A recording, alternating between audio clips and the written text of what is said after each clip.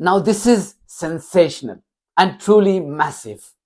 Remember how your favorite channel Janta Ka Reporter broke the story on the stunning resignation of Mark Smith, a senior diplomat in the Foreign, Commonwealth and Development Office in the UK, over arms sales to Israel. We were the first channel, mind you, we were the first channel to go big on this story. You can watch the video here. What we broke a few days ago has finally been picked up by the BBC. Yes, by the BBC. This is the power of our public-spirited journalism. Make no mistake about it. Mark Smith was interviewed by BBC Radio 4's Mishal Hussain on her Today program this morning. Now, Mishal asked him about his objections on the British government's decision to sell arms to Israel and how Israel has been rejecting those allegations of war crimes. To which Mark said that he was formerly the lead author on the central assessment that governs the legality of the UK government's arms sale to different countries, including Israel. So Mark Smith wasn't a small fish in the Foreign Office. He wasn't a small-time Foreign Office employee who was disgruntled by the action of a Zionist regime. That wasn't the reason. He was an expert on the topic of arms sale and question of legality attached to this issue. Now, why does this matter? That's because Mark says he personally told David Lammy. This is very, very important and explosive. He says he personally told David Lammy after he became the new Foreign Secretary that Israel was committing a war crime. He also raised this issue with other key figures within the department at every level. Just listen to him to know more about Lammy's response. It's bone-chilling. Anybody who has a kind of basic understanding of these things can see that there are war crimes being committed, not once, not twice, not a few times, but quite flagrantly and openly and regularly. Did you raise this internally, this view? Yes, so I raised it with the new Foreign Secretary and I raised it at pretty much every level in the organisation. That's my duty and that would be quite normal, I think, for public servants. We're very used to upholding the law, and so we would normally raise things internally that we might have a question over, particularly if we have subject matter specialism as I do. So I raised it internally. And how did the Foreign Secretary respond? I'm not at liberty to kind of go into detail about exactly how that internal process went, but I resigned from my role, and I resigned because of this issue. So you can put the pieces together, but suffice it to say that any response was not satisfactory.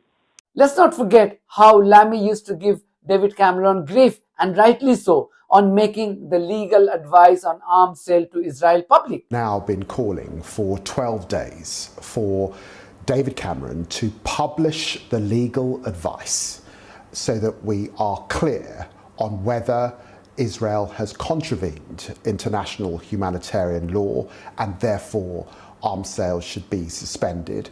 This is what he had to say about upholding international law when it comes to holding Israeli terrorists accountable for their horrific and barbaric war crimes. Can I thank the Foreign Secretary for the work he's done moving government policy on this issue and for putting the situation in Gaza at the top of his agenda. In particular, can I commend the fact that he and the Prime Minister have consistently called for international law to be followed in the conflict. When will he publish the government's assessment of whether any parties have breached international law since the 7th of October and what the consequences of any such breaches should be? Well, I'm very grateful to my honourable friend for that question, and I know that he has been a champion of the Palestinian cause and the Palestinian people in this House for many, many years indeed. He pushes me on an important subject. Can I say to him, and he's an esteemed lawyer, so he understands why I'm choosing my words carefully. This is a quasi-legal process, and it's important that I follow the actions in the appropriate way, with all probity and all integrity. So I will consider those assessments when they are made available to me. I instigated a process on the first day in office. I am supported, of course, in that by our Attorney General, and I hope to be able to make my views known with full accountability and transparency. Thank you very much, Mr. Speaker. Could I welcome the Foreign Secretary to his place, and I welcome the decision to restore UNRWA funding and the overall change of tone from his predecessors on this issue. Liberal Democrats have long called for arms sales to Israel to be suspended whilst there are questions over their human rights record. As Shadow Foreign Secretary, he called on the then Conservative government to publish the legal advice they'd received on this matter. Will he commit to doing so now? Well, the Honourable Lady will have heard what was just said to the member for Hammersmith and Fulham, although there may be boundary changes that means that I've got Chiswick. It's now changed. Hammersmith has gone more upmarket. It's Chiswick, forgive me. You'll understand as the member for Tottenham, I think I can get away with that. But in all seriousness, because it's a very serious point, I will seek to make my decision with full accountability and transparency. And any more? Thank you. I welcome the Foreign Secretary's announcement on UNRWA, whose work I know well and which saves lives in the face of unbearable horror, and whose work we must be careful of believing misinformation about. Earlier this year, in one of the only hospitals still functioning in Gaza, I met a mother whose child had been injured by an Israeli airstrike. She asked me to tell the world what was being done to the Palestinians of Gaza. With almost 40,000 killed, she assumed we didn't know. Because if we knew, surely we would have acted to stop it. Does the Foreign Secretary agree with me that as well as an immediate and lasting ceasefire, accountability is essential in upholding international law, and that the International Criminal Court and International Court of Justice are doing vital work on Israel and the occupied Palestinian territory, which must be supported and acted on? And will he meet with me to discuss such issues? Well, I'm very grateful to my honourable friend, and many in this House will know her considerable work and the work of her colleagues on behalf of those suffering in Gaza over the last few months, and will also know just how hard and unbearable it has been for many, many of those working on the ground. She makes an important statement about the independence of the work of the ICC and the ICJ. And I believe, and I think all Democrats in this House should believe, in the separation of powers. Yeah. It is for judges and the judiciary to have the time and reflection to make their considerations, and it is for politicians to step back and respect them in that process. That is the case domestically in our own country, and it must be the case with international courts of law. And of course, I will meet with her and other colleagues and keep them updated.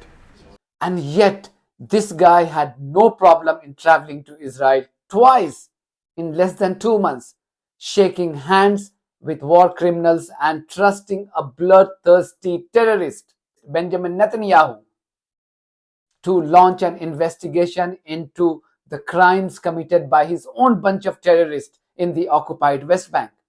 This is precisely what David Lammy had said during his recent trip to Israel.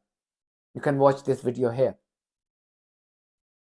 Mark Smith's episode shows two things.